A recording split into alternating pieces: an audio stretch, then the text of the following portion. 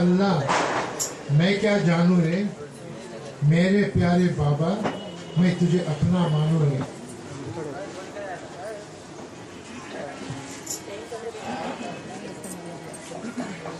राम शाम ईशा अल्लाह मैं क्या जानू रे, राम शाम ईशा अल्लाह मैं क्या जानू रे, मेरे प्यारे बाबा मैं तुझे अपना मानू रे, मेरे प्यारे बाबा मैं तुझे अपना मानू रे। राम शाम ईशा अल्लाह मैं क्या जानू रे, राम शाम ईशा अल्लाह मैं क्या जानू रे, मेरे प्यारे बाबा मैं तुझे अपना मानू रे, मेरे प्यारे बाबा मैं तुझे अपना मानू रे। राम शाम ईशा अल्लाह मैं क्या जानू रे, माया के अंधेरों में एक दीप जलाया तुमने, माया के अंधेरों में एक दीप जलाया तुमने, खुद गली में सोया था मुझको जगाया तुमने, खुद गली में सोया था मुझको जगाया तुमने। तेरे नाम की माला जपना मैं बस जानू रे, तेरे नाम की माला जपना मैं बस जानू रे, मेरे प्यारे बाबा मैं तुझे अपना मानू रे, मेरे प्यारे बाबा मैं तुझे अपना मानू रे। राम शाम ईशा अल्लाह मैं क्या जानू रे, राम शाम ईशा अल्लाह मैं क्या जानू रे, मेरे प्यारे बाबा मैं तुझे अपना मानू रे, मेरे प्यारे बाबा मैं तुझे अपना मानू रे। राम शाम ईशा अल्लाह मैं क्या जानू रे, सीता के राम तुम्ही हो, राधा के कृष्ण कन्हैया, सीता के राम तुम्ही हो, राधा के कृष्ण कन्हैया, मीरा के प्यारे गिरधर हर भक्त के रैया, मीरा के प्यारे गिरधर हर भक्त के रैया। मेरा से तुम प्रियतम मेहर मैं बस जानू रे, मेरा से तुम प्रियतम मेहर मैं बस जानू रे, मेरे प्यारे बाबा मैं तुझे अपना मानू रे, मेरे प्यारे बाबा मैं तुझे अपना मानू रे। बोलो राम शाम ईशा अल्लाह मैं क्या जानू रे, बाबा राम शाम ईशा अल्लाह मैं क्या जानू रे, मेरे प्यारे बाबा मैं तुझे अपना मानू रे, मेरे प्यारे बाबा मैं तुझे अपना मानू रे। राम शाम ईशा अल्लाह मैं क्या जानू रे, राम नाम हो तेरा पर तू दाता है तेरा, कोई भी नाम हो तेरा पर तू दाता है तेरा। जब से बाबा को देखा दूर हुआ अंधेरा, जब से बाबा को देखा दूर हुआ अंधेरा।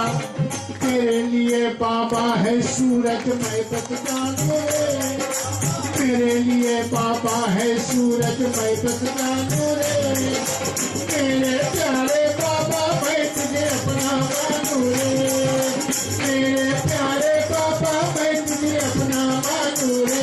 बोलो राम शाम ईशा अल्लाह मैं क्या जानू रे, राम शाम ईशा अल्लाह मैं क्या जानू रे, मेरे प्यारे बाबा मैं तुझे अपना मानू रे, मेरे प्यारे बाबा मैं तुझे अपना मानू रे।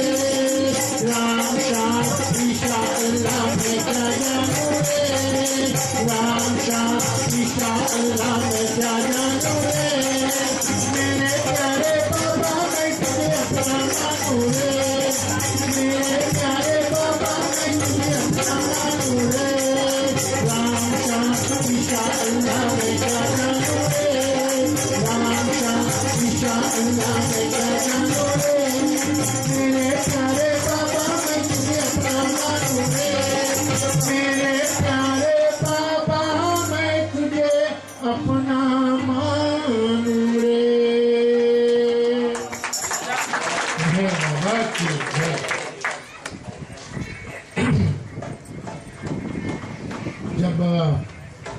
हम निजामाबाद आने वाले थे तब जनार्दन राव जी का फोन आया था कि प्रोसेशन में हाथी आने वाला है। तो बाबा की इच्छा नहीं थी कि वो हाथी आए, मगर एक बाबा की हाथी की एक कहानी है, तो बहुत सुंदर कहानी है। जब भी बाबा गुरु प्रसाद पूना में आते थे गर्मी के दिनों में और 3-4 महीना रहते थे वहाँ पर, तो बाबा वहाँ पर एक जू था, जानवर क्या बोलते हैं, जू बोलते हैं, ठीक है। तो बाबा हमेशा उस जू में जाते थे अपने मैन मंडली के साथ, और रुस्तम और मैं भी साथ में बाबा के साथ में जू में जाते थे।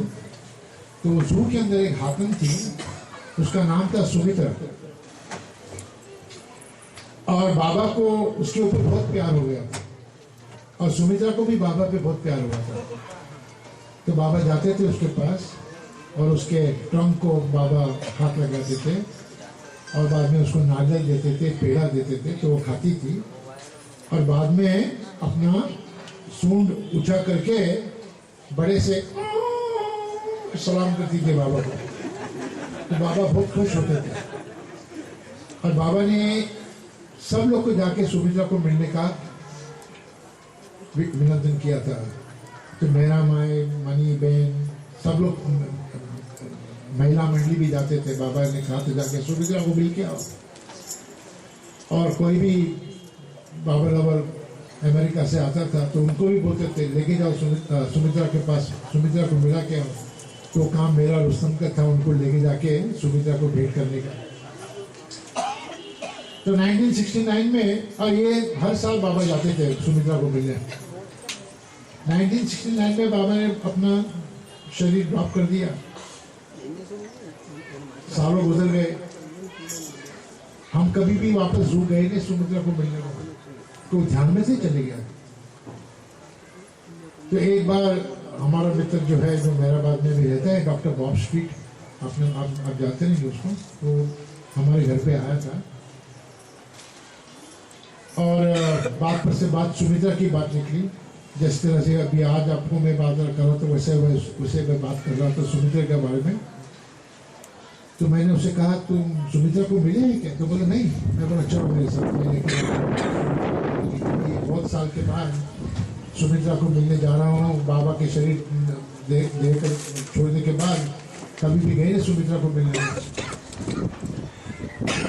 तो मैंने पूछा सुमित्रा कहाँ है? तो बोलते वो रिटायर हो गई, बुढ़ी हो गई।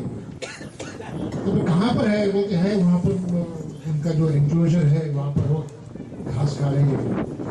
तो मैं और बॉब स्ट्रीट दोनों गए, उसके सामने खड़े हो गए और इतनी सुंदर बुढ़ी थी पर इतनी सुंदर लग रही थी और उसकी आंखें इतने प्यार भरे आंखें थे। तो मैंने बॉब को बोला देखो ये बाबा की सुमित्रा है। तो बॉब भी देखते रह गए और मेरे दिल के अंदर ऐसा कुछ हुआ कि मैंने बहुत जोर से बॉम्ब मार के उसको बोला, जोर से आवाज की, सुमित्रा बाबा तुमसे बहुत प्यार करती है और करते रहेंगे, ये कभी भूलना नहीं। इमीडिएटली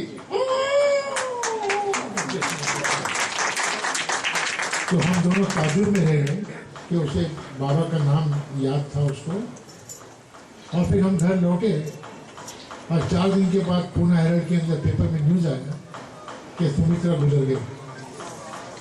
और वो हेडलाइंस के अंदर आया था, इतनी प्यारी हाथन थी बच्चों के साथ। सब स्कूल के बच्चे जमा हुए थे उस वक्त उसके फ्यूनरल के ऊपर, बैंड बाजा बज रहा था। उसको ट्रैक्टर के ऊपर उठा के सब प्रोसेशन में ले गए और उनको जू के अंदर ही उनको वहाँ पर डाल दिया उनको। तो ये स्टोरी हाथन का जब जनार्दन जी बोल रहे थे हाथन आने वाली थी, तो मैं बोला ये स्टोरी आपको बताएंगे बच्चों। మనకు నిన్న ఊరేగింపులో ఏనుగు వస్తుంది, ఏనుగుతో ఊరేగింపు అని ముందు నుంచి అందరికీ చెప్పడం జరిగింది. కార్యక్రమంలో నిజంగా అది ఉండింది. మధ్యలో వచ్చిన ఆటంకం వల్ల దానికి అనుమతి దొరకడం వల్ల జరగలేదని. ఈ సందర్భంగా ఆ ఏనుగు అనేది రాకున్నా ఊరేగింపు కాకుండా మాకు ఏనుగు గురించినటువంటి సంఘటన జ్ఞాపకం వచ్చింది అంటూ చెప్పారు. బాబా పూనా గురుప్రసాద్ లో ఉన్నప్పుడు ఎప్పుడు అక్కడ జూలో ఒక ఏనుగు ఉండేది, దాని పేరు సుమిత్ర. బాబా ఎప్పుడు వెళ్ళి దాని తొండాన్ని నిమిరి దానికి పళ్ళు తినిపించేవారు. అది బాబా ఇచ్చిన పళ్ళు తిన్న తర్వాత తొండాన్ని ఎత్తి ఇంకారనాదం చేసి బాబాకు ప్రణామం చేసేది. బాబా ఎవరు వచ్చినా అందరిని వెళ్ళి ఆ సుమిత్రను చూసి రమ్మనేవారు. అందరూ వెళ్ళి దానికి ఫలాలు తినిపించి వస్తూ ఉండేవారు. ఆ పాశ్చాత్య దేశస్తులు వచ్చినా వాళ్ళను కూడా బాబా అక్కడికి సుమిత్రను చూడటానికి పంపిస్తే రుస్తుం సోరాబ్జీ వెళ్ళి తీసుకెళ్లి దాన్ని చూపిస్తూ ఉండేవారు. అలా చాలా కాలం గడిచిపోయింది. బాబా దాన్ని ఎంతగానో ప్రేమించేవారు. బాబా మరి 69లో శరీరం చాలించిన తర్వాత చాలా రోజుల వరకు వారు సుమిత్ర దగ్గరికి వెళ్ళలేదు. ఒకరోజు అనుకోకుండా బాబ్ స్ట్రీట్ ఆయన వచ్చేసి వాళ్ళని కలిసిన తర్వాత బాబ్ స్ట్రీట్ని అడిగారట, సుమిత్రను చూసారా అని. అంటే ఆయన చూడలేదన్నాడు. పద మేము చూపిస్తామని తీసుకెళ్తే అప్పుడు జూలో పరిస్థితి ఏమిటంటే దాని వయసు అయిపోయింది, ఇక అది జూలో ప్రదర్శనకు కూడా పెట్టడానికి వీల్లేదని ఎక్కడో లోపల దాన్ని పడుకోబెట్టారన్నమాట. ఆ పడుకొని గడ్డి తింటుంది. అక్కడికి వెళ్ళిన తర్వాత బాబ్ స్ట్రీట్ కు ఆ ఏనుగును సుమిత్రను చూపించి, సుమిత్ర అంటే కూడా బాబాకు చాలా ప్రేమ, బాబా అంటే సుమిత్రకు కూడా చాలా ప్రేమ అని చూపించి అప్పుడు వారు గట్టిగా చెప్పారట దానికి వినబడేలాగా, మెహర్ బాబా నిన్ను చాలా ప్రేమించేవారు అని గట్టిగా చెప్తే, బాబా ఉన్నప్పుడు ఎలా అయితే తొండాన్ని పైకెత్తి గీంకారనాదం చేసి ప్రణామం చేసేదో అది నిజమే, తెలుసు నాకు, బాబా నన్ను బాగా ప్రేమించేవాడు అన్నట్టుగా తొండం పైకెత్తి నాదం చేసిందట ఆడ. అప్పుడు చూసావా బాగా దానికి ఇంకా గుర్తుంది అనుకున్నారు. వాళ్ళు ఇచ్చిన 4 రోజుల తర్వాత పేపర్లో పడింది సుమిత్ర. అంటే చూడండి, బాబా గురించినటువంటి ఇది వాళ్ళు చెప్పగానే అది తన ప్రయాణాన్ని ముగించుకుందన్నమాట. అక్కడ పేపర్లో వేసి దాని అంత్యక్రియలు కూడా అంత ఘనంగా చేశారట. ట్రాక్టర్ మీద దాన్ని ఊరేగించి పిల్లలు అందరూ కూడా వేశారు. ఎందుకంటే బాబా అవతారుడు ప్రేమించినటువంటి సుమిత్ర అలాంటి మరి ఆ ఏనుగులకి దానికి ఇంత ఘనంగా చేస్తారని ఎక్కడ మనం వినలేదు. దానికి అలా జరిగింది, అంత్యక్రియలు కూడా అలా జరిగాయి. ఈ సందర్భంగా జ్ఞాపకం వచ్చింది అని చెప్తున్నారు. జై బాబా. जय बाबा। बाबा ने बताया है कि कौन से भी बाबा touches any animal, they get a promotion, they go to the form. So that I want to tell you, and there's one story that एक बाबा लवर थी एलिजाबेथ पैटरसन, वो बाबा के आश्रम में रहती थी नासिक के अंदर, और उनका एक पेट था डॉग किटी करके, बहुत प्यारा लगता था, बाबा को भी बहुत प्यार था उसको। तो एक दिन वो पेड़ के नीचे बैठ के रो रही थी, तो बाबा जा रहे थे, पूछा क्यों रो रही है तू? तो बोलता है बाबा किटी बीमार है और मेरे को नहीं लगता वो जिएगा करके। तो बाबा ने बोला डोंट वरी, डोंट फिकर मत करो, he will outlive Mahatma Gandhi, ऐसा बताया बाबा ने। तो ऐसा बोल के बाबा चले गए, और दूसरे दिन गांधी का शूट करके देहांत हो गया, और उसके दूसरे दिन बाद कीटी मर गया। तो बाबा का ये जो था, तो like Baba has said that all animals get a promotion, so that was one. Kitty was very fortunate. బాబా ఏ జంతువునైనా పశువునైనా ఆయన చేత్తో స్పర్శిస్తే దానికి ఆయన స్పర్శ వల్ల ప్రమోషన్, అంటే మామూలుగా ఎన్నో మానవ జాతి కంటే కింద ఉన్నటువంటి ఎన్నో జంతు జన్మలు అవన్నీ ఎత్తిన తర్వాత మానవ జన్మ వస్తుంది. కానీ బాబా స్పర్శ జరిగిన తర్వాత వాటికి ఉన్నత స్థితి, ఒకేసారి మానవ జన్మ లభిస్తుంది. ఎన్నో జన్మలను దాటి అవన్నీ అవసరం లేకుండా మానవ జన్మ లభిస్తుంది అని. అలాగే ఎలిజబెత్ ప్యాటర్సన్ బాబా దగ్గర ఉండేవారు. బాబా ఆశ్రమంలో కిపి అనే ఒక కుక్క పిల్ల సందర్భంగా అది అనారోగ్యంగా ఉన్నప్పుడు ఇక బ్రతకదేమో అంటే బాబా డోంట్ వరీ అని చెప్పి మళ్ళీ ఆ తర్వాత 2 రోజులకు చనిపోయిన తర్వాత ఆ సందర్భంగా బాబా చెప్పిన విషయం, దీన్ని మానవ జన్మకు వెళ్ళిపోతుంది ఇది అని చెప్పినటువంటి. అందుకని అవతారాన్ని స్పర్శ జరిగితే మానవులే కాదు, మానవ కింది జన్మల్లో ఉండే పశువులు జంతువులు కూడా ఎంతో అదృష్టవంతులు, వాటికి అంత ఉన్నత స్థితి లభిస్తుంది.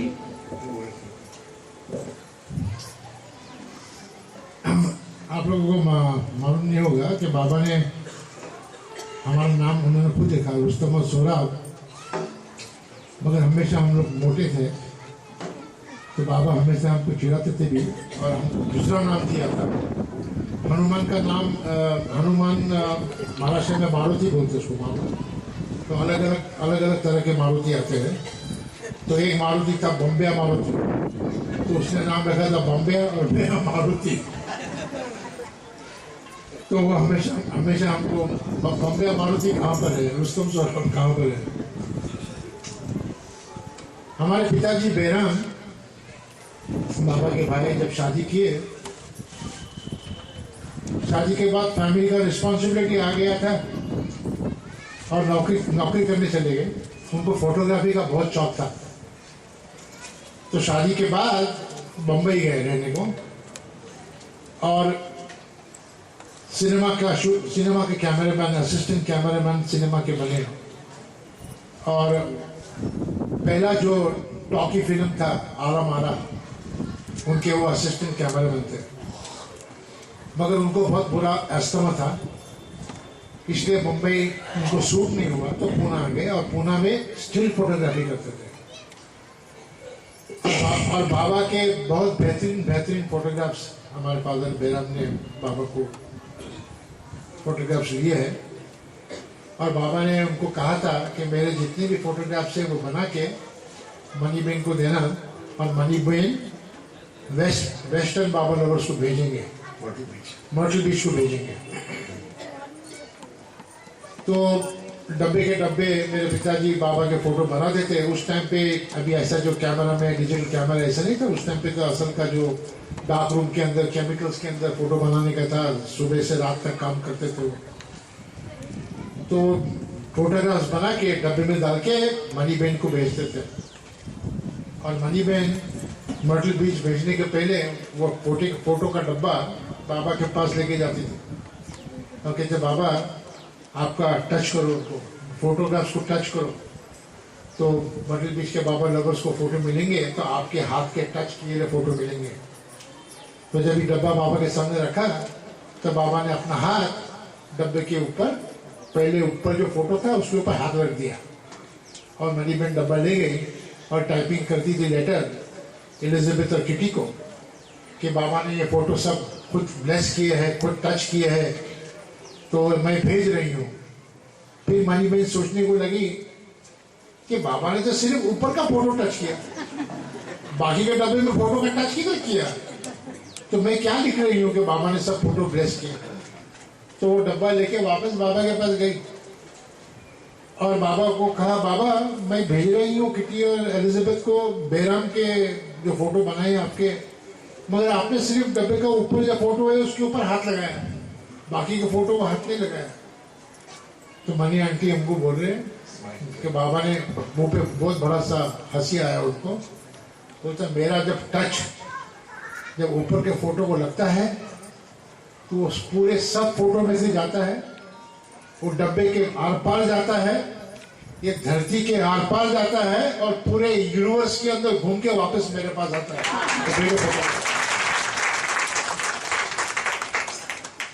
तो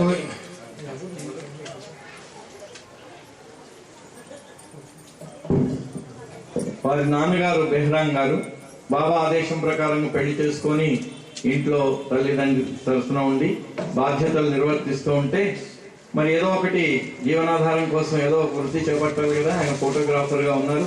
మొట్టమొదటి మాటలతో వచ్చిన ఫిలింలో అసిస్టెంట్ కెమెరామెన్ గా పనిచేశారు. తర్వాత పూనాలో వచ్చి అక్కడ వాతావరణం ఆయనకు సూట్ కాకపోవటం వల్ల మళ్ళీ పూనాలో వచ్చి ఉండి ఫోటోలు తీస్తూ ఉంటే, బాబా ఆదేశం ప్రకారంగా ఆయన బాబా ఫోటోలు అన్ని తీసి ఒక డబ్బాలు పెట్టి మణికి ఇచ్చేవారు. ఒకసారి అలా ఇచ్చిన డబ్బాను మణి కిట్టీకి ఎలిజబెత్ కి అక్కడికి అమెరికాకు పంపిస్తూ లెటర్ రాస్తూ బాబా దగ్గరికి ముందు తీసుకెళ్లి దీన్ని టచ్ చేస్తే బాబా మీరు టచ్ చేసిన ఫోటోలు వాళ్ళకి పంపిస్తే బాగుంటుంది అంటే, బాబా ఏం చేశారు, డబ్బాలో చాలా ఫోటోలు ఉన్నాయి, పై ఫోటో మీద చేయబెట్టారు. బాబా దాన్ని తీసుకెళ్లి లెటర్ రాసింది. తర్వాత ఆమె కనిపించింది, బాబా పై ఫోటో ఒకదాని మీదనే చేయబెట్టారు, నేనేమో ఈ ఫోటోలు బాబా టచ్ చేసినాయని రాస్తున్నాను, మిగిలిన అన్ని ఫోటోల మీద బాబా చేయి పడలేదు కదా అని మళ్ళీ వెనక్కి బాబా దగ్గరికి వెళ్ళి, బాబా మీరు ఒకటే టచ్ చేశారు, నేనేమో అన్ని మీరు టచ్ చేసిన ఫోటోలని వాళ్ళకు లెక్క రాశాను, అందుకని మరి మిగిలిన ఫోటోలు కూడా మరి మీరు టచ్ చేయాలి కదా అని అడిగితే బాబా అన్నారట, ఆ డబ్బాలో నువ్వు ఎన్ని ఫోటోలు పెట్టావో నేను ఆ పైన చేయి పెట్టగానే నా చేతి స్పర్శ అన్ని ఫోటోలకు అంటటమే కాకుండా తగలటమే కాకుండా ఆ డబ్బా పెట్టినటువంటి ఈ భూమికి అన్ని మొత్తం విశ్వం అంతా కూడా ఆ స్పర్శ వెళ్ళిపోయి మళ్ళీ వెనక్కి నా దగ్గరికి వచ్చి చేరుతుంది. ఆ స్పర్శ నా చేతి స్పర్శ అలాంటిది అని బాబా చెప్పారు. अभी कल कोई हमको पूछ रहे थे कि बाबा के साथ जब ही आपका व्यवहार था तो आप अंकल के हिसाब से उनको देखते थे या किस तरह से आपका जो संबंध था, जैसे काका का होता है अंकल का होता है, ऐसा था क्या? कभी भी ऐसा नहीं था। हमेशा जानते थे कि बाबा अवतार है, क्योंकि हमारा जन्म बाबा के फैमिली में हुआ और बचपन से बाबा के प्यार के दूध के ऊपर पले थे हम लोग, और उस तरह से हम बाबा को हमेशा प्यार करते थे ईश्वर के रूप में। कभी भी हेलो काका हेलो अंकल ऐसा कभी होता था नहीं। मगर कभी कभी बाबा अपना अंकल साइड भी दिखाते थे, क्योंकि हम जब 14, 15, 16 साल के थे तभी हम लोग मस्तीखोर भी बहुत मस्ती करते थे हम लोग। तो एक बार गुरु प्रसाद में दर्शन प्रोग्राम था, ऐसे ही गुरु प्रसाद हॉल के अंदर जैसे आप लोग बैठे हुए वैसे बहुत सारे लोग आए थे, आंध्रा से थे, हमीरपुर से थे, पूना से थे, मुंबई से थे, और हम लोग हमेशा गुरु प्रसाद के बगीचे के अंदर घूमते रहते थे। जब ये प्रोग्राम चलता था अंदर, कभी अंदर नहीं बैठते थे हम लोग, बाहर ही रहते थे। और एक बार हमने सोचा चलो कुछ जरा मस्ती करेंगे, क्योंकि ये इस तरह की मस्ती पहले भी 55 के 58 सावर्स था, वहाँ पर हमारे बड़े भाई ने भी ऐसा मस्ती किया था। तो हमने सोचा चलो हम ये मस्ती हम भी यहाँ पर करेंगे। तो वो क्या था कि गुरु प्रसाद के दर्शन के हॉल के बाहर सब चप्पल रोज शूज चप्पल सबके बूट चप्पल सबके बाहर थे, तो इतने अच्छी तरह से लगाए थे। तो मैंने बोला एक काम करेंगे हम लोग, हमारे दूसरे 2 दोस्त मेहमान मिस्त्री या फलू जो मिस्त्री अभी मेहराबाद में है, तो तभी छोटे थे, तो उनको साथ में लिए और सब जूते और चप्पल को सब मिक्स कर दिया। और वो गुरु प्रसाद के बगीचे में तो मार्बल के स्टैचूज थे, कोई चप्पल और बूट मार्बल के स्टैचू के ऊपर लगा दिए थे, और बहुत सारा मैं बोला अभी हम लोग बाजू में बैठ जाएंगे, और जब भी बाबा प्रेमियों सब हॉल के बाहर आएंगे तो गड़बड़ और मजा देखेंगे। तो हम लोग बाजू में बैठ गए, प्रोग्राम खत्म हो गया, सब लोग बाहर आए, 1 घंटे तक सब घुमा घूम हो गया, चप्पल किधर है, बूट किधर है, ये किधर है, और बाबा के कान पे गए, और बाबा के कान पे बात गई, और बाबा को पता लगा, वो तो जानते थे कि ये काम रुस्तम सौरभ की सेवा कोई कर सकता है। तो बाबा ने बुलाया दूसरे दिन हमारे सामने, बोल जा कितना गुस्सा किया।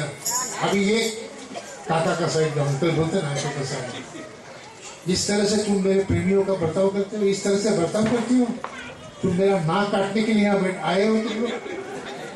ये ऐसा कर इतना हमको धमकाया कि दोनों ने हमारी मुंडी एकदम नीचे कर दी। बाबा के लिए माफी मांगा, तो बाबा ने कहा माफी नहीं, माफी तो करूंगा, मगर 15-20 दिन तक रोज मेरे सामने बैठने का नहीं, पहले आके पूरा गुरु प्रसाद को झाड़ू पोछा करने का, और फिर बाद में मेरे पास आके यहाँ सामने बैठने का। तो लगभग 1 महीने तक हमने झाड़ू पोछा रोज गुरु प्रसाद को किया, और आधा ध्यान बाबा के उधर था, कभी जाएंगे बाबा के पास बैठेंगे। मगर सुपरवाइज करने के लिए बाबा ने हमारी आंटी मनी बहन को रखा था सुपरवाइज करने के लिए कि ये काम चोरी नहीं करेगा। तो वो आके हमारे पीछे पीछे यहाँ झाड़ू मारा, क्या वो किया, क्या ऐसा किया, क्या वैसा किया, क्या वो काफी फिर हाथ में टूथब्रश दिया, बोला वो जो बाहर जो मार्बल के स्टैचूज है उनके कान साफ करो, नाक साफ करो। तो ये सब पनिशमेंट था। लेकिन ये पनिशमेंट के बाद जब भी दर्शन प्रोग्राम होता था ये गुरु प्रसाद के हॉल के अंदर, बाबा ने कहा था कि रुस्तम और मैं उनके पीछे खड़े रहने का सोफा के, और हाथ में हमको पंखा दिया था, उनको पंखा मारने का, कभी भी बाहर नहीं जाना, कभी भी बाहर जाके मस्ती नहीं करना इसलिए। लेकिन आज हम लोग सोचते हैं कि जो बाबा ने जो अपॉर्चुनिटी दिया, ये वेरी हम लोग बहुत फॉर्चुनेट है। మేము చిన్న వయసులో ఉన్నప్పుడు 16-17 సంవత్సరాల వయస్సు, గురు ప్రసాద్లో బాబా దర్శన కార్యక్రమం ఇలాగే మీరు కూర్చున్నట్టుగా అందరూ కూర్చునేవారు. కార్యక్రమాలు జరిగేటప్పుడు ఆ వయస్సు యొక్క చిలిపితనం కదా, అందుకని ఏదో కొంటె పని చేయాలనేటువంటి కొంచెం ఉత్సాహం ఉండేది. అలాగే మా పెద్దన్నయ్య ఆయన కూడా అక్కడ మేరాబాద్ సహవాసులో 55 అలా చేశాడు ఆయన. సో మాకు కూడా ఈ గురు ప్రసాదంలో చేయాలంటే ఒకరోజు ఏం చేసామంటే, బయట అందరూ లోపల కూర్చొని ఉన్నారు, అందరి చెప్పులు బయట ఉన్నాయి, కానీ వరుసగా పెట్టుకున్నారు వాళ్ళు, ఎవరి చెప్పులు వాళ్ళకి దొరకాలని. మేమేం చేసాం, ఈ రోజు మనం ఈ చెప్పులన్నిటిని కలిపేద్దాం, అక్కడ అక్కడ ఒక్కొక్కటి తీసుకెళ్లి అక్కడ బయట ఉండే విగ్రహాలకు పైన కట్టేయటం, కొన్ని ఇలా మొత్తం ఆ చెప్పులన్నిటిని చేసి నెమ్మదిగా ఏం తెలియనట్టు వెళ్ళి లోపల కూర్చున్నారట. వీళ్ళకి కూర్చోగానే అయిపోయింది. ఇక బయటకు వచ్చిన తర్వాత పాపం 1 గంట వరకు అవస్థపడ్డారట చెప్పులు వెతుక్కోవడానికి. అది చూసి వీళ్ళు నవ్వుకున్నారు, కానీ బాబా చెవును పడింది. బాబా పిలిచి ఏంటి మీరేం చేశారు, నా ముక్కు నేలకు రాసే పని చేశారు మీరు, నేను ముక్కు నేలకు రాయాల్సి వస్తుంది మీరు చేసిన నా పనికి అంటే. వాళ్ళు అన్నారు, అంకుల్ అంటే వాళ్ళకి మీరు ఎప్పుడైనా పెదనాన్న అనే రకంగా ఉన్నారా, లేకపోతే భగవంతుడని విశ్వసించారా బాబాను అంటే, మేము ఎప్పుడూ బాబాను పెదనాన్నగా భగవంతుడు అన్నట్టుగా లేదు, మేము ఎప్పుడు బాబా భగవంతుడని దృష్టితోనే అలా వ్యవహరించాం బాబాతోని. అందుకని బాబా ఆ రోజు ఏం చేశాడు, మమ్మల్ని ఇక మీరు చేసిన దానికి అప్పుడు తలలు కిందికి వంచుకున్నారు. వాళ్ళు వంచుకుంటే బాబా అన్నట్టు నేను క్షమిస్తాను, కానీ శిక్ష ఉంటుంది. ఆ శిక్ష వేశారు, 15 రోజుల వరకు మొత్తం గురుప్రసాద్ బయటంతా చీకుడుతో శుభ్రం చేసి అన్ని ఆ పనులు చేయాలి. శుభ్రం చేసే పనులు, లోపలికి రాకూడదు, లోపల బాబా ముందు కూర్చోకూడదు, అది శిక్ష. అలా జరిగితే మళ్ళీ వీళ్ళు చేస్తారో చేయరో అని మణి, వాళ్ళ అత్తయ్య గారిని మణిని దానికి పర్యవేక్షణకు పెట్టాను, వాళ్ళు చేశారా లేదా అని దగ్గరుండి చేయించడం కోసం. అలా అయిపోయిన తర్వాత కూడా బాబా ఏం చేశారు, మీరు నా వెనకాల నిలబడి ఇద్దరు విష్ణకర్రలు తీసుకుని నాకు గాలి విసురుతూ ఉండాలి అంటే, బయటికి వెళ్తే మళ్ళీ ఏం పని చేస్తారు అని. అలా శిక్షతో పాటుగా బాబా దగ్గర ఉండి బాబాకు సేవ చేసే అవకాశం మాకు బాబా ఇస్తూ ఉండేవారు.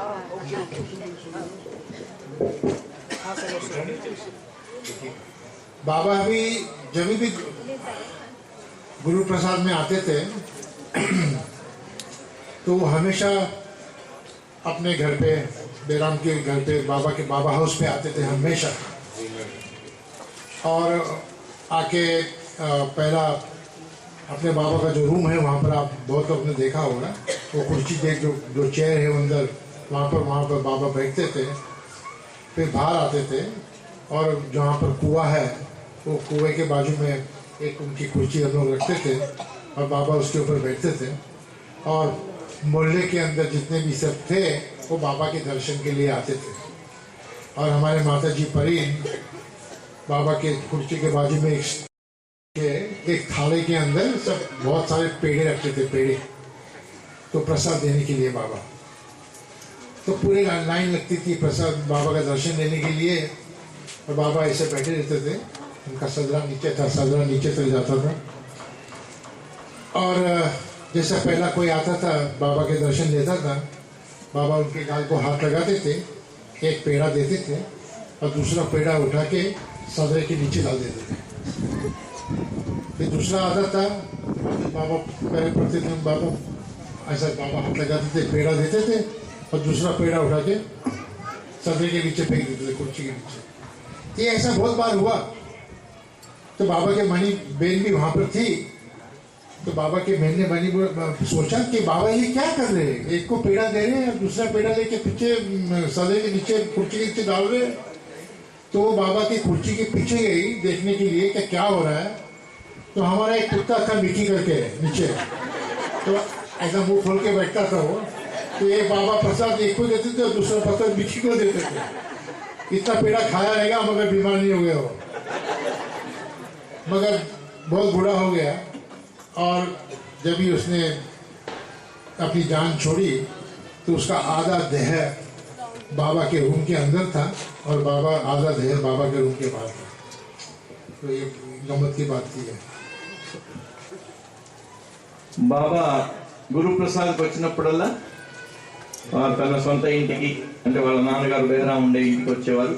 వారి అమ్మగారు బాబాకు ఇంట్లో కూర్చునే కుర్చీ బాబా కోసమే ఉంచేది, బాబానే కూర్చునేవారు ఆ కుర్చీలో. అలాగే లోపల బావి దగ్గర కూడా ఒక కుర్చీ వేసి పెట్టి ఆ కుర్చీలో బాబా కూర్చునేవారు.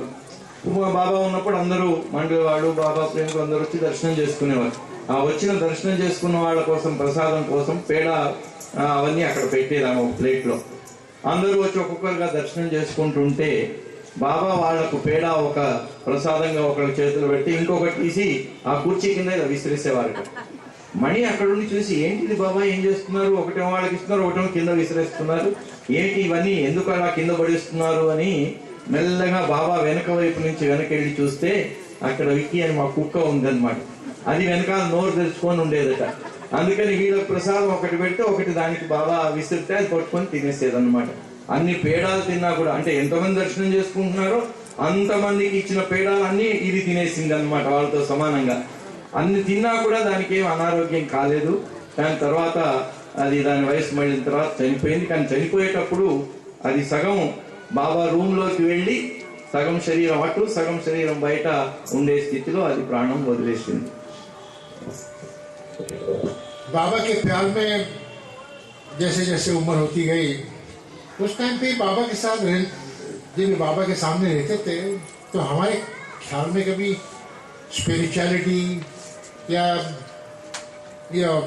जो डिस्कोर्सेस या कुछ प्लेन्स ऐसा वो ख्याल नहीं। सिर्फ बाबा के सामने रह के उनको किस तरह से बस प्यार करना, किस तरह से उनको प्लीज करना, किस तरह से उनको हैप्पी करना, यही एक मकसद था।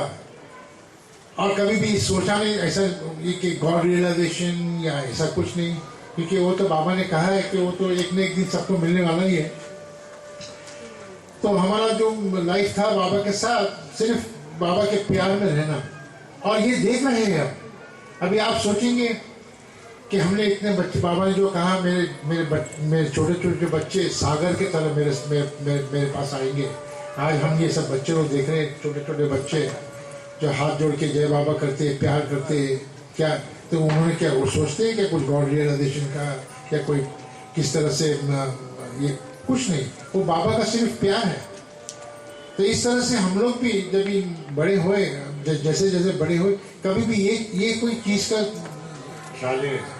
तालीम नहीं किया, क्योंकि बाबा ने कितना सिंपल किया है अपने लोग के लिए, अपनी जो प्यार के लिए। बाबा ने कहा है I am approachable to you directly through isms and no isms. और डायरेक्टली अप्रोच बाबा ने कहा है कि don't try to understand me, just love me. बस उनको प्यार करो, उनको समझने की कोशिश ही मत करो। और प्यार करेंगे तो बाबा आपके साथ हमेशा है। उनको अपना कांस्टेंट कंपेनियन बनाओ। जब भी खाते हैं तो ख्याल करो बाबा तुम्हारे साथ है, जब चलते हैं तो समझो साथ तुम्हारे, जब भी गुस्सा आता है तभी भी समझो बाबा तुम्हारे साथ है। इस तरह से इसका हैबिट करो और बाबा का प्यार आपके साथ हमेशा रहेगा। वो लिखन पढ़न से नयारबाजी शर्म का हरदम ख्याल होना। लिखने से पढ़ने से मगर सिर्फ प्रियतम का ध्यान करने से सबसे ज्यादा फायदा होता है। तो किस तरह से प्लीज करने का अभी अब बाबा जो एक बार क्या हुआ कि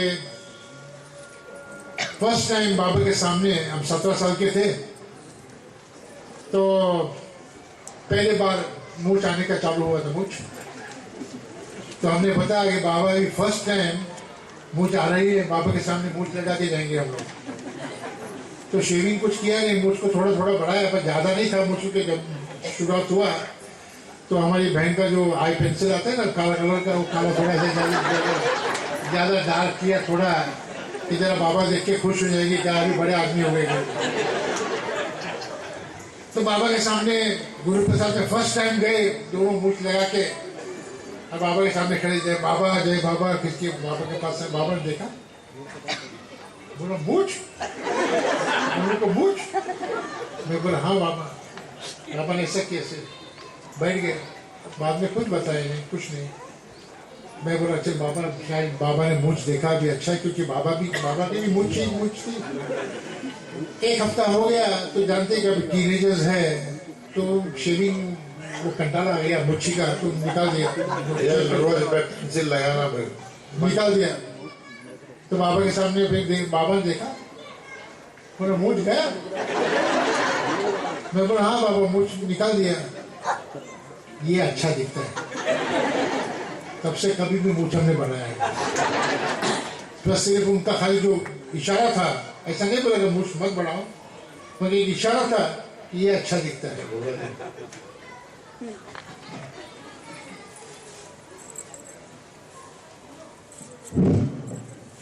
బాబా దగ్గర వాళ్ళకు ఉండేటువంటి చనువు దాని గురించి చెప్తూ వాడు చదువుతున్నారు. పెద్దవాళ్ళం అయిపోయినాము. బాబా దగ్గరికి ఎప్పుడు వెళ్ళి వస్తూ ఉన్నప్పుడు వాళ్ళకి మీసాలు వచ్చాయి.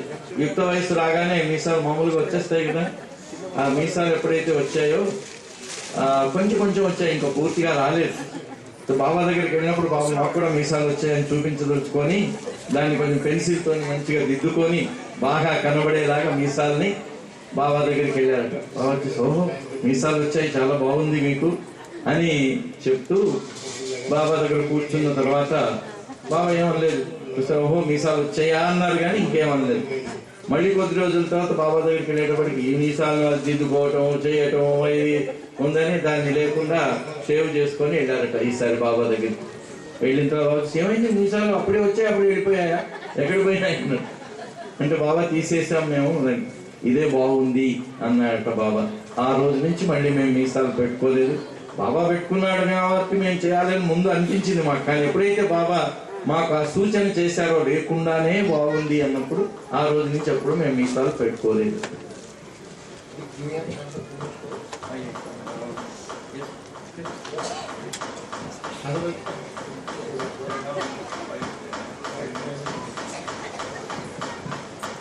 ये जो घटना अभी जो मैं आपको बता रहा हूँ वो बहुत मजेदार घटना है। और बाबा एक मर्टल बीच से एक बाबा लवर आने वाली थी बाबा को मिलने के लिए उस वक्त 60s के अंदर। उसका नाम था एन कॉनलन। और बाबा रोज इंतजार कर रहे थे कि वो कब आएगी। तो एरस को पूछते थे, एरस एन कॉनलन आज आने वाली है क्या? तो एरस ने कहा बाबा आज तो आना चाहिए, क्योंकि उस वक्त तो प्लेन का कोई भरोसा नहीं था, 4 बाजू स्टॉप हो गया आता था। तो नहीं आई। दूसरे दिन बाबा ने वापस पूछा एरस को, एन कॉनलन आई क्या? तो एरस ने कहा कि नहीं बाबा आज भी नहीं आई। तो मैंने रुस्तम को कहा बाबा रोज इंतजार कर रहे हैं एन कॉनलन का, तो क्यों ना मैं औरत के कपड़े पहन के एन कॉनलन बन के जाऊं बाबा के सामने। तो मैंने मेरे बहन को कहा भाई तेरे कपड़े मेरे को दे दे, मैं कपड़े बाबा के सामने एन कॉनलन बन के जाने वाला हूँ। तो मेरी बहन ने कहा कि पागल हो गई कि क्यों? मैं बोला नहीं, इसीलिए मजा के लिए देखेंगे, बाबा बहुत इंतजार कर रहे हैं एन कॉनलन का। तो मैंने फिर उसके कपड़े उसका ड्रेस पहन लिया, लिपस्टिक लगा दिया, बाली लगा दी दोनों कान में, विग पहन लिया, हाई जो थोड़ा शूज़ लेडीज़ का शूज़ पहन लिया, हाथ में हैंडबैग लिया और फर्स्ट क्लास तैयार होके कोई पहचान नहीं सके वैसा लड़की का ड्रेस पहन के मैं बोला रुस्तम को चल अभी मेरे को टैक्सी में ले जा गुरु प्रसाद, और बाबा को तू जाके ताबड़ से बोल दे एन कॉनलन नहीं करेगा। तो हमने टैक्सी मंगाई। तो टैक्सी में एक ऑर्थोडॉक्स मुस्लिम था टैक्सी ड्राइवर। तो मैं और रुस्तम दोनों बैठ गए। तो मेरा माटी का बाल थोड़ा ऐसा हो गया था, तो रुस्तम उसको एडजस्ट कर रहा था। तो वो टैक्सी वाला भड़क गया, हे तू क्या करते हो उसको? तो ये तो मेरा भाई है। क्या भाई है? तो वो बोला कि क्या भाई है? बोला हाँ हम लोग नाटक पे काम करने जा रहे हैं। तो जैसे वैसे फिर वो जरा खुश हो गया, ठंडा हो गया। तो गुरु प्रसाद के दरवाजे पे छोड़ दिया। और रुस्तम को मैंने बोला तू आगे भाग, और मंडली हॉल में बाबा थे और एरस हमेशा दरवाजे के पास बाबा के मंडली हॉल में बैठते थे। तो मैंने बोला जाके एरस को बोला हम कौन दिन आगे करके, तो ये आगे भागा तो मैं भागा, एरस वहां पे था, ये आगे भागा और मैं पीछे पीछे फर्स्ट क्लास और जाके इसने एरस को बोला, मैंने एरस को बताया एरस एरस हैंड खोलने आ गए, हैंड खोलने तो हैंड खोलने आ गए, बाबा हैंड खोलने आ गए, तो बाबा को बोल रहे ठीक है।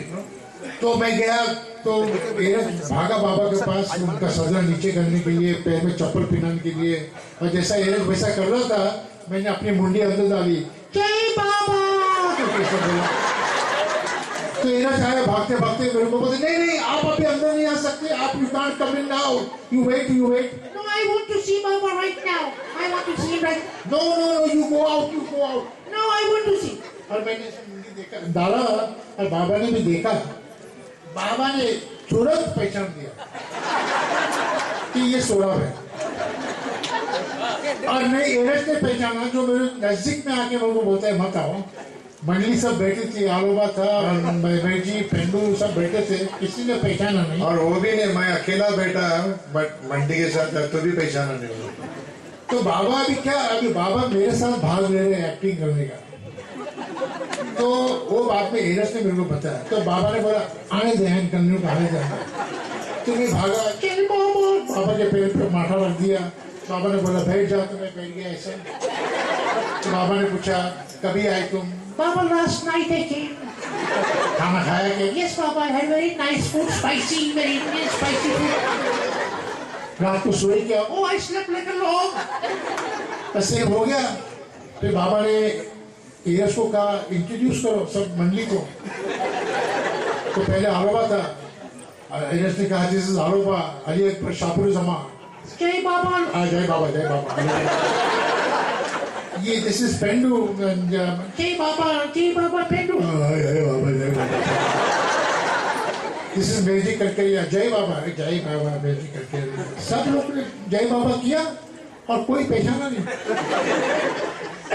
फिर बाबा ने ताली मारा और डॉक्टर गौरव को बुलाया वुमेन मंडली के साइड से, बोलता है हैंड कॉन्लिन आई है, तो this is Hand Conlin, doctor Gaurav Jai Baba Hand. Jai Baba, Dr. Govind, Jai Baba. Baba ने कहा take doctor Gaurav take Hand Conlin, women mandali में ले जाओ और सबको इंट्रोड्यूस करो, मेरा को सबको इंट्रोड्यूस करो, तभी मेरे हाथ पर। क्योंकि बचपन में मेहरा को देखा होगा, फिर बाद में तो बाबा ने मेहरा को कोई भी मेल को देखने के लिए ऑर्डर नहीं था, और मैं 17 साल का था, तो ये फर्स्ट टाइम मेरे को याद भी नहीं है बचपन में मेरा कैसी दिखती थी क्या, तो फर्स्ट टाइम मैं मेहरा के साथ मिलाने वाला था, मेरे तो हाथ पैर ढीले हो गए। तो जैसा गया अंदर तो पहले डॉक्टर रानू आई, जय बाबा Ranu, Jai Baba, Jai Baba.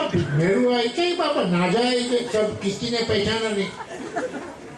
मेरी आंटी मनी जो इतने नजदीक थी हमारे, वो आई, जय बाबा है, जय बाबा, जय बाबा। देखा भी नहीं, पहचाना नहीं। फिर बाद में मेहरा है, और मेहरा को देख के तो मैं ऐसा बर्फ जैसा ठंडा हो गया, क्योंकि जो साइट मैंने देखा, जो नूर देखा मेहरा का, जैसे लाइट ऑफ प्योरिटी ऐसा आ रहा है सामने। मेरे को तो कुछ आवाज भी निकल रही थी नहीं, कुछ नहीं, और मेरे ख्याल में ये जा रहा था अभी क्या करूं, अगर मेहरा आके एम्ब्रेस करे तो मैं क्या करूं, क्योंकि तो मैं तो कुछ सिर्फ बाबा का ही ख्याल कर रहा था। तो जैसे जैसे आई वैसे वैसे मणि ने कुछ उसके कान में कहा, और सिर्फ 3 फुट ऐसे मेरे से दूर करके हाथ खाली जोड़ के कहा जय बाबा हैंड, जय बाबा।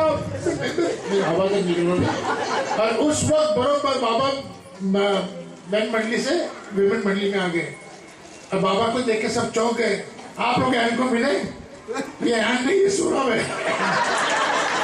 तो मैंने मेरा पूरा वीक निकाल दिया, कान के बाली निकाल दिया, और जूता लेके भाग गया मैं वहां से। तो बाद में एरस ने बताया कि जब भी मैं पहले मुंडी डाला अंदर, बाबा को देखा, बाबा ने पहचाना, तब बाबा ने एरस को आंखी मारा कि अभी नाटक करो, चालू रखो नाटक। तो बाबा ने खुद नाटक में पार्ट लिया और मणि बेन ने बताया कि मेरा ने एम्ब्रेस नहीं किया क्योंकि जो मेरे हाथ में बैग था ना, हैंड बैग, उन्होंने मेरे बहन को बर्थडे के ऊपर गिफ्ट दिया था। तो बैग पहचाना तो तब खबर पड़ा कि ये सोना बेगम के। तो मेरा के कान में जाके बताया कि बाबा ने कहा कि उसको बहुत खराब सर्दी है तो उसको गले में एम्ब्रेस तो ये बहुत मजे की बात है। और 2 दिन के बाद एन कॉलिन खुद आई और उसको ये स्टोरी पता नहीं था, मगर लेट 80s के अंदर मैंने जब मर्टल बीच में स्टोरी एन कॉलिन और बाबा ग्रुप को बताई तो एन कॉलिन मेरे को बोलती है I did not know this story at all because I was still wondering that जब मैं मंडली हॉल में फर्स्ट टाइम गई तो पूरे मैंड मंडली मेरे को ऐसा क्यों देख रहे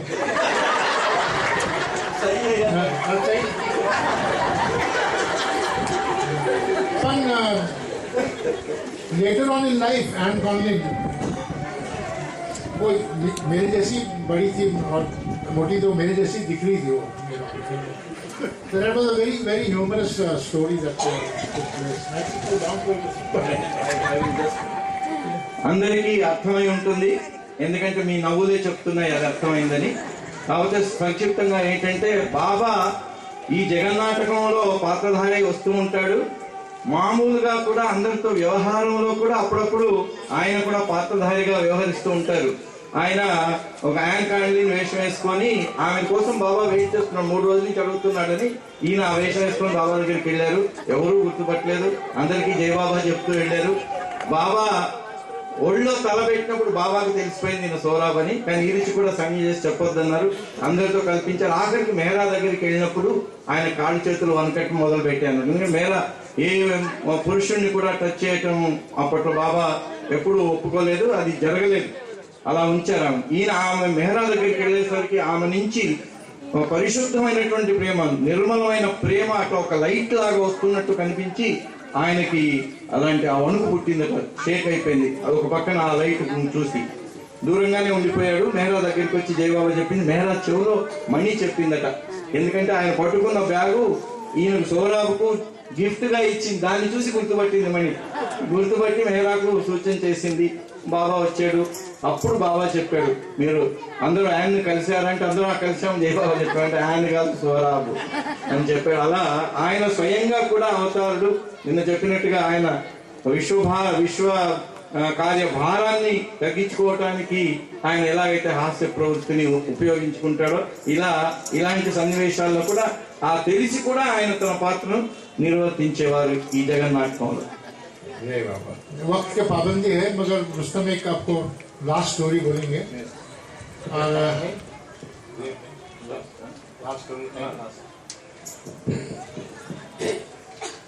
हमारी पूरी जिंदगी बाबा के इंस्ट्रक्शन से चलती थी. हम खुद कुछ नहीं कर सकते थे. कुछ भी करना था, कुछ भी फैमिली में कुछ भी तो बाबा का परमिशन देना पड़ता था. अगर बाबा बोले हाँ तो हाँ, नहीं तो नहीं. ऐसा हमारी पूरी फैमिली की लाइफ वैसी ही गई थी. तो 1968 में जब डारा और अमृत, डारा मेरा कजिन है हमारा, उसकी शादी बाबा ने तय की थी अमृत के साथ. तो उस वक्त 1968 में बाबा सेक्लूजन में थे. तो हमारे पिताजी को मालूम करना पड़ता था कि बाबा का परमिशन क्या है, रुस्तम सौराब शादी कर सकते हैं क्या नहीं कर सकते. तो एक बार जब मनी, हमारे आंटी मनी पूना आई थी तो कुछ डेंटल वर्क के लिए आई थी. तो जब घर आए तो हमारे पिताजी ने मनी को बताया कि आप जब वापस जाएंगे मेहराजाद तो बाबा को पूछना रुस्तम सौराब के बारे में कि जो शादी कर सकते हैं क्या नहीं, उनको बैचलर रहना है तो वो लोग वैसा ही करेंगे करके. तो मनी बताया कि मैं बाबा को तो कुछ अभी पूछ नहीं सकती क्योंकि Baba is in very strict seclusion, so not even family matter का कुछ बात कर सकते अभी. तो अभी तो हम तो कुछ बोल नहीं सकते. तो वो जब वापस मेरा साथ गए दूसरे दिन, जब बाबा के रूम में थी मनी, तो बाबा ने उसको पूछा कि तुम्हारा डेंटल बहुत अच्छा हो गया, तो बताया हाँ बाबा अच्छा हो गया। तो फिर પછી बाबा ने पूछा कि बेराम को और फैमिली को जाके मिली तो बोला हाँ बाबा मैं जाके मिल के आए। फिर बाबा ने पूछा रुस्तम सोराब कैसे, तो फिर मणि को ख्याल में आया कि बाबा खुद मेरे को सब पूछ रहे हैं फैमिली के बारे में। तो फिर मणि ने बताया कि बाबा वो अच्छे हैं, लेकिन बेराम पूछ रहा था कि रुस्तम सोराब के बारे में, वो शादी कर सकते हैं क्या, वो बैचलर रहना चाहिए। तो मणि को ऐसा लगा कि बाबा को चाहता, Baba would want that me and Sohrab to be bachelors, ऐसा मणि को फीलिंग आया था। लेकिन वो बताया कि जब मैंने बाबा को बताया वो, तो बाबा के मुंह पे बहुत बड़ा स्माइल आया और बोला very good, they should get married. तो मणि को एकदम चौंक गई, मतलब बाबा वो तो अभी जस्ट नया जॉब लगा है उनको, तो how will they support their wife and the family, कैसे सपोर्ट रहेगा। तो बाबा ने बताया कि I will take care of it. And Mani said कि आप कितना लकी ट्विंस है कि मैंने खुद बाबा को देखा कि I will see to it, पर अभी शादी नहीं करना, 3 साल के बाद करना शादी। तो दैट वाज इन 68 और 69 में तो बाबा ने बॉडी ड्रॉप कर दिया। तो अब बाद में मैं जो मेरी वाइफ को मिला वो बॉम्बे की थी और इसने उसकी वाइफ को जो मिला वो पुणे की थी, लेकिन बताया था कि till 1971 we can not get married. तो they all agreed to it, सबने अग्री हो गया कि ठीक है। And Baba's grace, you know, the whole family they came to Baba, the whole family they became Baba lovers हो गए। लेकिन अभी क्या था, जब बाबा फिजिकल फॉर्म में थे तो हम पूछ सकते थे बाबा को, बाबा ये करना है या नहीं करना है,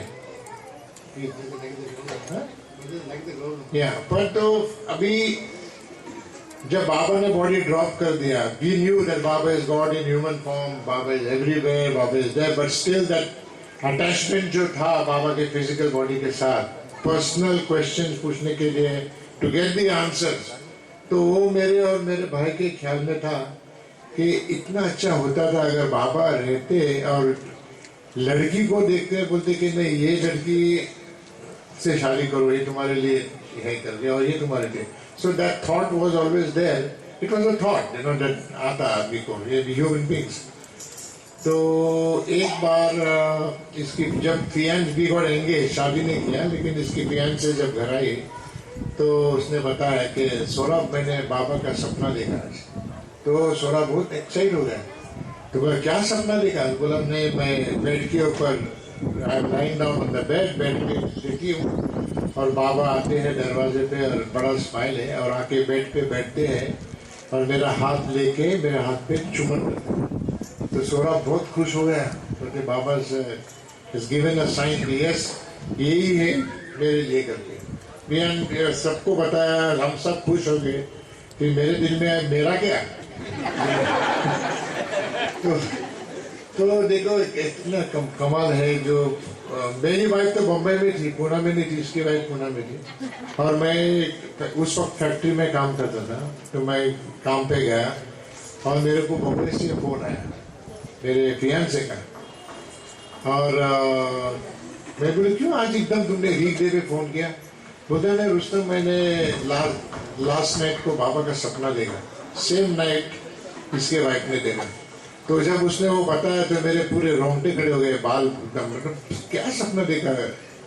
तो बोली ने मैं सपना देखा कि मैं बेड के ऊपर लेटी हूँ और बाबा आते हैं और बेड पे बैठ के मेरा हाथ लेके किस करते हैं। It was an identical dream that my wife also.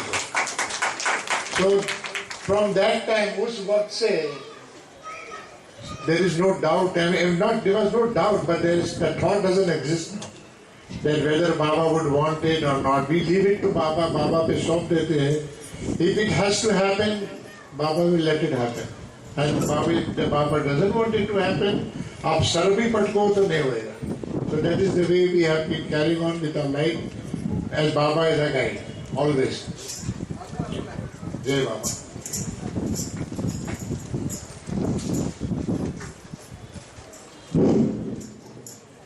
వారు బాబాతో ఉన్నటువంటి సంబంధం, బాబా భగవంతుడు అన్ని చోట్ల ఉన్నారు, అన్ని ఆయన ఇచ్చ ప్రకారంగా జరుగుతాయని తెలిసినా కూడా బాబాతో ఉన్న సంబంధం, ఆయన భౌతిక శరీరమైన ఆయన ఉనికితో ఉన్న సంబంధం వల్ల బాబా శరీరం వదిలేయగానే వారికి అనుమానం వచ్చిందట. అయ్యో బాబా ఉన్నప్పుడే, ఎందుకంటే వారి వివాహానికి గురించే మణిని వారి నాన్నగారు వీళ్ళకు వివాహం చేయాలా వద్దా, లేదు వాళ్ళు బ్రహ్మచారులుగానే ఉండాలా అంటే మణి అన్నారు లేదు బాబా సెక్లూజన్ ఉన్నారు 68లో, కాబట్టి బాబాని అడగలేను అన్నారు. కానీ బాబానే స్వయంగా ఆ విషయం వీరు ఎలా ఉన్నారు అని అడగగానే బాబాని అడుగుతున్నారని ఆ విషయం అడిగితే వాళ్ళు వివాహం చేసుకోవాలి అన్నారు. ఆ రకంగా మరి వివాహం 3 సంవత్సరాలు అన్నారు కాబట్టి ఈలోగా బాబా శరీరం వదిలేశారు. అయ్యో మా కాబోయే భార్యలను బాబాని చూసి వీరు మీకు తగిన వాళ్ళు అని బాబా చెప్తే చాలా బాగుండేది కదా అని ఆలోచన వచ్చిందట. ఇప్పుడు బాబా లేరు కదా ఆ విషయం చెప్పడానికి. అది ఎలాగ జరిగిందంటే వాళ్ళిద్దరి కాబోయే భార్యలకి ఒకటే రోజు రాత్రి 12 గంటలకు ఇద్దరికి, ఒక ఆమె బాంబేలో ఉంటుంది, ఒక ఆమె పూనాలో ఉంటుంది, ఇద్దరికి ఒకేసారి ఆ స్వప్నం వచ్చి ఆ స్వప్నంలో బాబా వారున్న వాడి బెడ్రూమ్ లో వాడు పడుకొని ఉంటే బాబా వచ్చి పక్కన కూర్చొని చేయి తీసుకొని ముద్దు పెట్టుకున్నట్టుగా వచ్చిందట. వారు బాబా ప్రేమికులు కాదు, కానీ వారికి బాబా వచ్చి ఎలా ఇచ్చిన తర్వాత వారికి రూఢి అయిపోయింది. బాబా స్వయంగా ఉండి అన్ని చేస్తున్నారు కాబట్టి మేమేమి ఇప్పుడు బాబా లేరు కదా ఎలా అనే ఆ అనుమానం ఆ రోజు నుంచి మాకు పోయింది అని చెప్పారు. అవతార్ మెహర్ బాబా కి Be with Baba. Be like India rubber.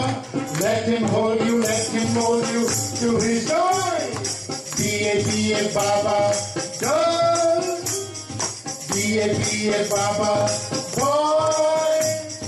Be a Baba girl. Be a Baba boy. Times when you feel low, times when you feel high, he'll never let you go because he loves you so. He's always mine. Holding your hand, helping you stand in his love to grow. Be with Baba. Be like India rubber. Let him hold you to his joy. Be a Baba girl. Be a Baba boy. Be a Baba girl. Be a Baba boy. Drive those strangers from your heart. Give them notice to depart. Shoo, be gone. Leave my house alone. My king has come to stay. He needs more space to spread his grace more and more every day. Be with Baba. Be like India rubber. Let him hold you to his joy. Be a Baba girl. Be a Baba boy. Be a Baba girl. Be a Baba boy. Jai Baba. Avtar Meher Baba ki jai. Meher బాబా కి జై. ఇప్పుడు Avtar Meher Baba ki jai.